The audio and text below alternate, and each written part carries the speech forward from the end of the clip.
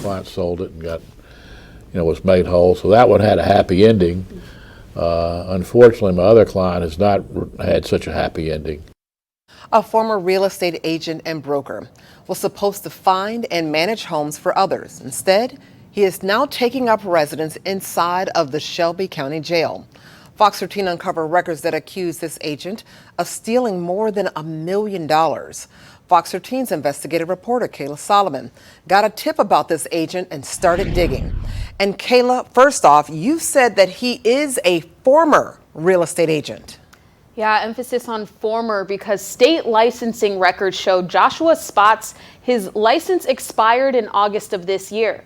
But in a twist that makes a lot of sense when you hear the rest of this story, his license became invalid after he paid for its renewal with a bad check.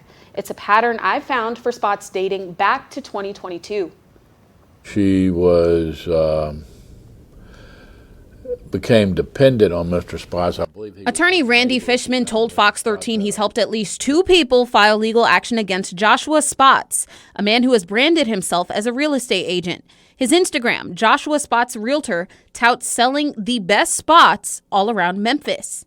Fishman says he knows Spots for a different reason. He had access to various lines of credit or credit cards and this, that, and the other.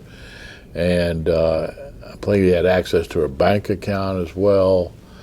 And when the dice stopped, for lack of a better description, she was at over $900,000, right at $1 million. Fishman says Spots was living off of his client's money without her knowledge. He was living a rather lavish lifestyle. Trips to New York for Christmas at, first-class hotels, first-class airfare to New York for he and his then wife and children. He says it resulted in a Chancery Court lawsuit where Spots represented himself and was ordered to repay more than $900,000. But that was just one case. Fox 13 Investigates found multiple affidavits and complaints filed against Spots in criminal and Chancery courts. One affidavit from last year says Spots allegedly deposited multiple bad checks at an Orion Federal Credit Union. It says as a result, Orion Federal Credit Union suffered a loss of $12,949.99.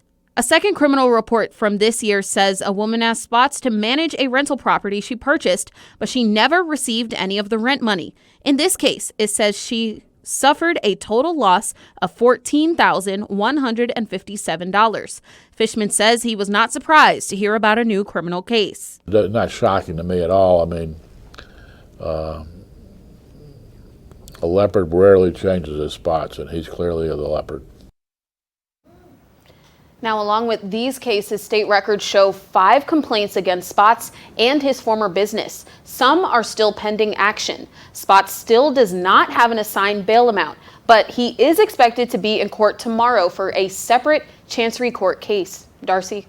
That is Fox 13's Kayla Solomon live in studio tonight. Thank you so much, Kayla.